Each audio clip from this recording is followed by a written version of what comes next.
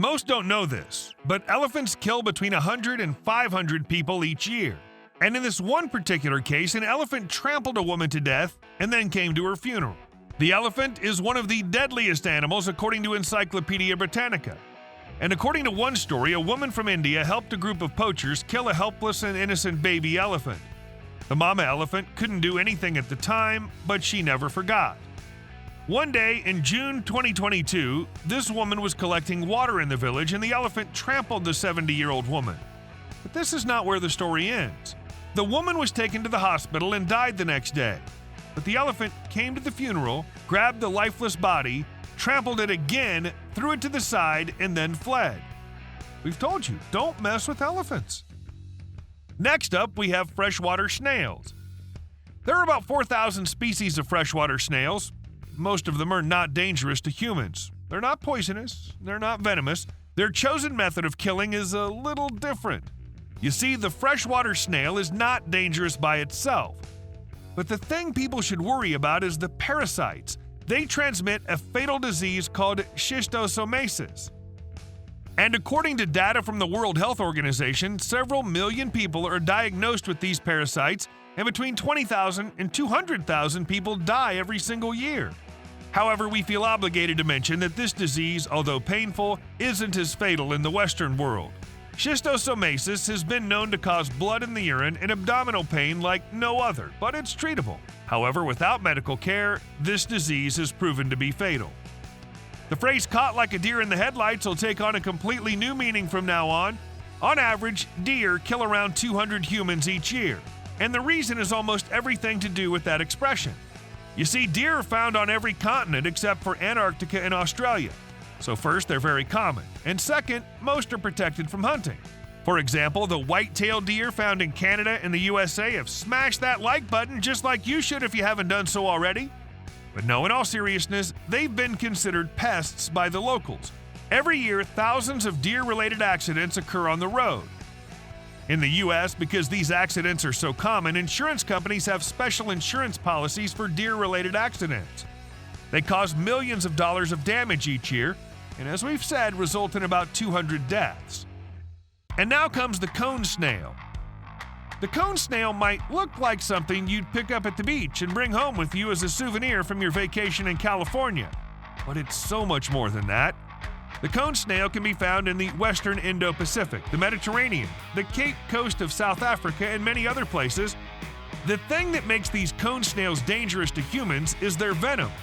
If they're alive, stay away from all 600 cone snail species. Don't pick them up and don't go anywhere near them at the beach. They have a needle-like proboscis, which is just a fancy name for a small harpoon. They can use their muscles to launch that little harpoon at the victim. After perforating the skin, the cone snail will release a powerful mix of toxins into the body of the victim. Now, although many cone snails won't have venom potent enough to kill a human being, some of them are more than capable of doing so. So if you don't understand aquatic life, we'd suggest you stay away from these little guys. When it comes to deadly animals, dogs and wolves play a large role. For example, a shocking statistic from 2017 revealed that 39 people died from dog attacks in the US, and out of those 39 fatalities, half were caused by a group of dogs and the rest by a single dog. However, when you look at the averages over the years, there are about 16 fatalities per year. Now, while fatalities are rare, dog bites are very common, as there are 4.7 million of them every year. A study revealed that the elderly, children, and postal service carriers are the most common victims. As for wolves, from 2002 to 2020, there were 486 victims worldwide. That's 27 people dying every year for 18 years straight. And all those fatalities were from wolves, with most of the attacks caused by rabid wolves. The attacks are very common because people are constantly in contact with wolves. About 42 of the attacks were provoked, and only 67 could be classified as predatory attacks. And then we have hippos. We all know that hippos are giants. They have big mouths and very thick skin. They're extremely territorial, and statistics show that hippos kill between 500 and 3,000 people every year. Now, what could be causing all of these attacks? Well, hippos live underwater and are very territorial, which means they'll protect their territory no matter the personal cost. Now let's assume a boat with fisher people or tourists passes along the river. Then the hippopotamus may attack the boat, thinking it's a crocodile. So you see, most of the hippo attacks are nothing but a case of mistaken identity. The kissing bug gets its name from the nocturnal kiss of death. The kissing bug can be found scattered over a large territory, starting with the US and going all the way down to the northern parts of Argentina. They're very dangerous because of their nocturnal activity. You see, during the day, the kissing bug will lay dormant. However, at night, they're up and looking for fresh blood. Usually, the only uncovered part of the human during the night is the face, so they'll sting the face and the lips of the victim. However, because these bites are nearly painless, many people don't even notice them until it's too late. The bite site is filled with parasites, one of which causes Changas disease. If detected early, the victim will survive, but if detected in the later stages, then Changas disease will be fatal. Next comes the box jellyfish. Box jellyfish get their name from their box-shaped body. But the thing you should be looking for are their tentacles. There are many species, some of which can be very small, while others are extremely large. While some would say that the larger ones are more dangerous, we think it's the other way around. You see, when there are big box jellyfish in the water, you can see them and avoid them. But the little ones are the problem. You can't see them, you can't avoid them, and it's not uncommon for entire beaches to be shut down because of the presence of box jellyfish in the water. Whether big or small, the box jellyfish's tentacles produce a venom so potent that just touching one half of a tentacle is enough to kill a human. Touching them on their jellied body won't cause you any harm, but a single brush against those tentacles and you'd be in a world of unimaginable pain.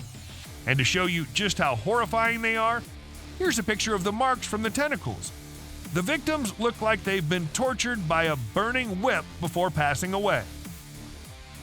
Let's not forget about the tsetse fly.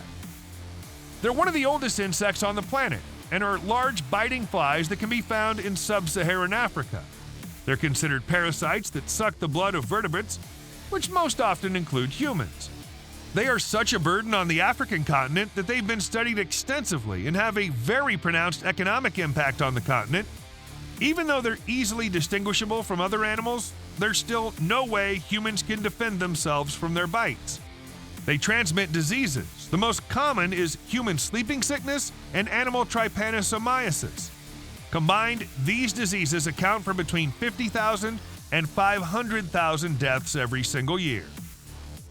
The mosquito is responsible for more human deaths per year than any other animal on planet Earth. According to the World Health Organization, billions of people get stung by mosquitoes every single year. This is part of the problem, as mosquitoes are everywhere. And fighting malaria in developed countries isn't as hard as fighting it in the underdeveloped countries. Every year, 725,000 people die of mosquito bites. 600,000 of those deaths are due to malaria, and the rest because of a plethora of other mosquito-related diseases. Speaking of which, we felt like it'd only be fair to tell you that mosquitoes are also responsible for transmitting the West Nile virus, dengue infections, the spreading of the chikungunya virus, yellow fever, and the Zika virus that's taken the lives of people living in Brazil. YouTube thinks you should watch this video next.